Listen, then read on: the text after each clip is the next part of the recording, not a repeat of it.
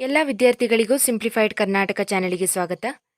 ಈಗಾಗಲೇ ದ್ವಿತೀಯ PUC ವಾರ್ಷಿಕ ಪರೀಕ್ಷೆ 2 ಮುಗಿದಿದೆ ಮತ್ತು ಹಲವಾರು ವಿದ್ಯಾರ್ಥಿಗಳು ರಿವ್ಯಾಲ್ಯೂಯೇಷನ್ ರೀಟೋಟಲಿಂಗ್ಗೆ ಅಪ್ಲೈ ಮಾಡಿರಬಹುದು. ಅದರ ಫಲಿತಾಂಶ ಇಲ್ಲಿ ಪ್ರಕಟವಾಗಿದೆ.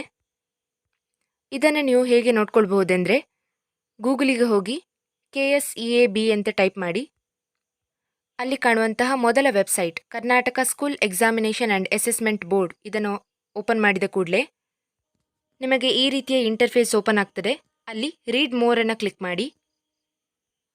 ನಂತರ ಇಲ್ಲಿ ಕಾಣುವಂತಹ 2024 second PUC exam 2 revaluation and retotaling marks details ಅಂತ ಉಂಟು, ಅದನ್ನು ಕ್ಲಿಕ್ ಮಾಡಿ. ಇಲ್ಲಿ ನಿಮಗೆ ಬೇಕಾದಂತಹ ರಿಸಲ್ಟ್ಸ್ಗಳನ್ನು ನೀವು ನೋಡ್ಕೊಳ್ಬಹುದು.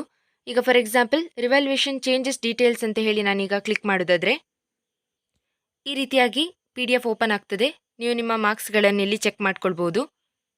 ನಿಮ್ಮ ಆನ್ಸರ್ ಶೀಟ್ನಲ್ಲಿ ಏನಾದರೂ ಮಾರ್ಕ್ಸ್ನಲ್ಲಿ ಚೇಂಜಸ್ ಆಗಿದ್ದರೆ ಈ ಲಿಂಕ್ನ ಮುಖಾಂತರವಾಗಿ ಹೋದರೆ, ಅಂದರೆ ರಿವ್ಯಾಲ್ಯೂಯೇಷನ್ ಚೇಂಜಸ್ ಡೀಟೇಲ್ಸ್ ಇಲ್ಲಿ ಹುಡುಕಿದರೆ ನಿಮಗೆ ಸಿಗ್ತದೆ. ಇಲ್ಲದಿದ್ದರೆ ಏನು ಚೇಂಜಸ್ ಆಗಿರದಿದ್ದರೆ ರಿವ್ಯಾಲ್ಯೂಯೇಷನ್ ನೋ ಚೇಂಜಸ್ ಡೀಟೇಲ್ಸಲ್ಲಿ ಹುಡುಕ್ಬೋದು.